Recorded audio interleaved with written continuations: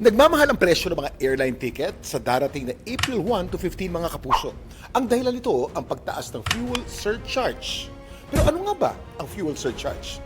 Kapag tumataas ang presyo ng langis sa buong mundo, tumataas din ang gastos ng operasyon ng mga airline para hindi nila agad itaas ng malaki ang base fare o yung initial price ng airline ticket kung saan hindi pa kasamang terminal fee, tax at iba pang add-ons.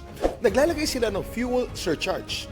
Ang fuel surcharge ay dagdag na singil sa pamasahe ng eroplano na pinapataw dahil sa pagbabago sa presyo ng jet fuel. Ina-adjust lang ito kapag kailangan at mas flexible ito kapag nagbabago ang presyo ng jet fuel. Ayon sa nilabas na advisory ng Civil Aeronautics Board, mula sa Level 4 ngayon, magiging Level 8 na ang fuel surcharge para sa mga biyahe mula April 1 to 15.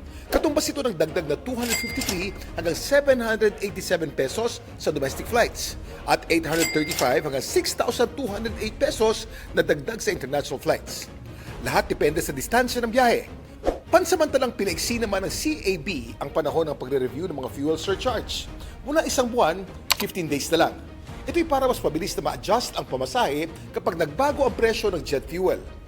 Mga kapuso, kung may katanungan kayo tungkol sa mga trending na balita, i-post o i-comment lang, #Kuya Kim, ano na. Bibigyan natin yan ng kasagutan dito sa ating social media accounts o di kaya live sa 24 oras. Ako po si Kuya Kim at sagot ko kayo 24 oras.